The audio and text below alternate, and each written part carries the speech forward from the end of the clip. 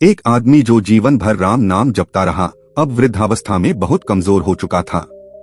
वह इतना कमजोर हो चुका था कि अपनी जगह से बिना किसी के सहारे उठ भी नहीं सकता था। ऐसी स्थिति में भी उसने कभी राम नाम को अपने से अलग नहीं किया। पूरा दिन राम नाम लेता रहता और राम नाम की वजह से उसे अपनी तकलीफों को सहन करने की शक्ति मिलती थी। इस बूढ़े आदमी के 2 बेटे थे जो उसे नित्य कर्म करने में मदद करते थे।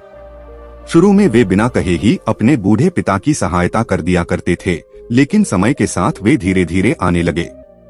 अब वे 2-3 बार पुकारने के बाद भी मुश्किल से आते थे और कभी कभी रात को भी नहीं आते थे। अब स्थिति यह हो गई थी कि वह बूढ़ा आदमी बिस्तर गंदा कर देता और जब तक उसके बेटों से सहायता नहीं मिलती वह गंदे बिस्तर में पड़ा रहता। उसकी नजर भी कमजोर हो चुकी थी। इतनी बदहाली में भी उसने राम नाम का साथ नहीं छोड़ा।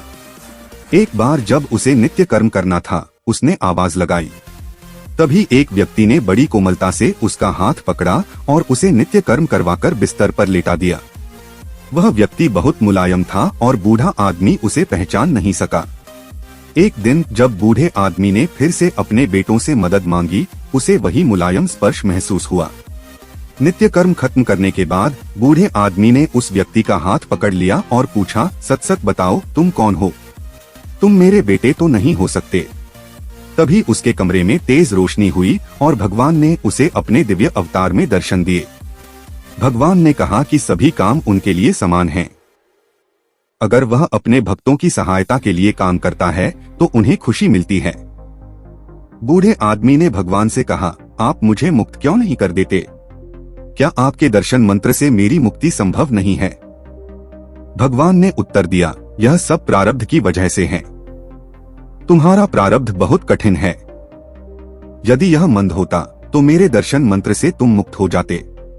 मैं चाहूं तो तुम्हें अभी मुक्त कर सकता हूं, लेकिन फिर तुम्हें अगले जन्म में अपना प्रारब्ध भोगना पड़ेगा।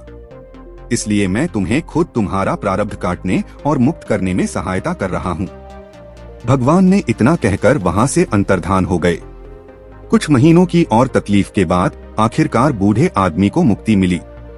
दोस्तों, कहानी पसंद आई हो तो एक लाइक और चैनल को सब्सक्राइब करना मत भूलना।